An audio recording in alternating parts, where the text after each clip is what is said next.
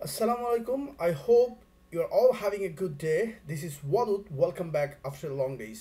আজকে আমাদের এই ক্লাসে আলোচনা করব অনেকেই আমাকে প্রশ্ন করেছেন এবং কমেন্ট করেছেন যে হ্যাভেজ অর্থ আছে, অ্যামিজার অর্থ আছে। তো আমরা কিভাবে বুঝবো যে কখন অ্যামিজার ব্যবহার করতে হবে এবং কখন হ্যাভেজ ব্যবহার করতে হবে?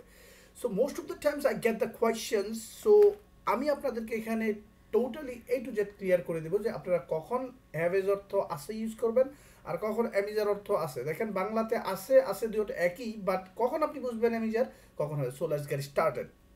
আর আমি আপনাদেরকে দুইটা প্রশ্ন দিয়ে দিব নিচে, আপনারা অবশ্যই কমেন্ট করবেন আর কমেন্টের মাধ্যমে আমাদের এই চ্যানেলটাকে আবার দাঁড় করানোর চেষ্টা করবেন। I got hacked, so let's get started. দেখেন অ্যামিজার খুবই শর্টকাট আমি বোঝানোর চেষ্টা করব।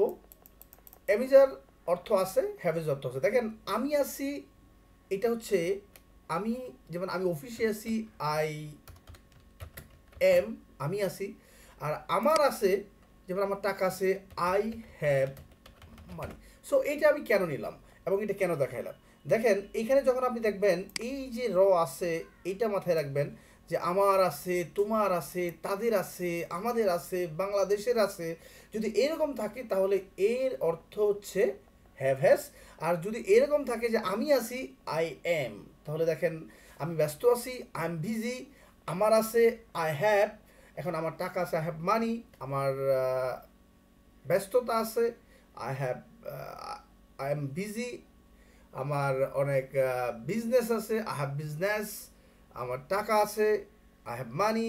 এখন আমি অফিসে আছি, আমি আছি, আমার আছে। দেখেন যদি এরকম থাকে আমি আছি তাহলে হচ্ছে অ্যামিজার, যদি আছে থাকে তাহলে হচ্ছে haves. I hope you got the question. তো আমি আপনাদেরকে কয়েকটা প্রশ্ন দিই, যেমন দেখেন আমি অফিসে আছি, আই এম ইন অফিস। তাহলে আমরা যদি হ্যাভেজের অর্থটা এখানে যদি আছে বলে দিই, এরকম থাকে যে সাবজেক্টের সাথে থাকবে, যখন এখানে লক্ষ্য করেন কিভাবে আছে, একইভাবে চোখ দিয়ে দেখে বুঝতে হবে এবং আঙুল দিয়ে যেন দেখাতে পারেন যে এই জন্য হ্যাভেজ, এই জন্য অ্যামিজার। তো এখন দেখেন আমি আপনাকে দেখি সে বিপদে আছে, দেখেন এখানে কোনো নাই, তাহলে কি হবে? অ্যামিজার হবে। তাহলে এটা ইংলিশটা কি হবে আপনারা দেবেন? সে বিপদে আছে, হি ইজ ইন ডেঞ্জার আর হি হ্যাজ ইন ডেঞ্জার, কোনটা বলবেন?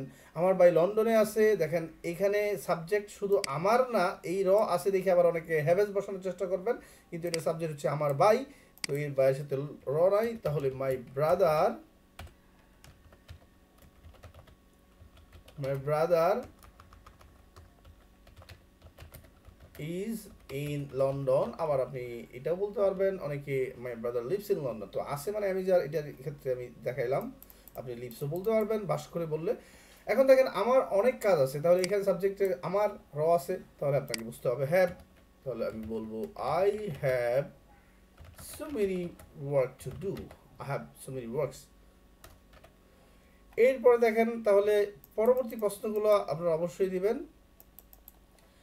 আমার অনেক কাজ আছে, I have so many work. সে অফিসে আছে, তাহলে এটা কি অ্যামিজার হবে নাকি হ্যাভেজ দিয়ে ইংরেজি করবেন? আমাকে অবশ্যই কমেন্ট করে জানাবেন।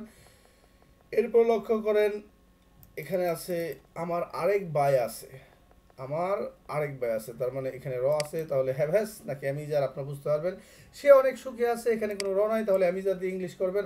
I hope you got the question. তো এখানে হ্যাভেজ অর্থ কি এইটা মনে রাখবেন, সাবজেক্টের সাথে থাকবে। আমি সংক্ষেপে বললাম আছে। আর যদি নর্মালি শুধু আছে থাকে বা আসি থাকে, যেমন আমি আসি বিপদে, আই এম ইন ডেঞ্জার, সে বিপদে আছে, হি ইজ ইন ডেঞ্জার।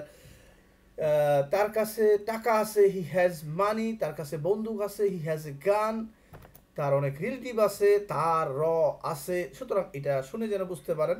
দেখেন তার অনেক টাকা আছে, চোখ বন্ধ করে শুনেন, তার অনেক টাকা, তার এখানে আছে, তাহলে হ্যাভ হবে he has so many relatives. এইভাবে বুঝবেন। I hope you got the questions clearly এবং এটা আপনাদের সলভ হয়ে গেছে। যদি সলভ হয়ে থাকে তাহলে অবশ্যই আমাকে জানাবেন, যদি সলভ না হয়ে থাকে তাহলে আমাকে কমেন্টের মাধ্যমে জানাবেন। I will solve your problem. So guys, ভালো থাকবেন, আল্লাহ হাফেজ। শর্টকাট ক্লাসের মাধ্যমে এইভাবে আপনাদেরকে আমি সাপোর্ট করার চেষ্টা করবো। আসসালামু আলাইকুম।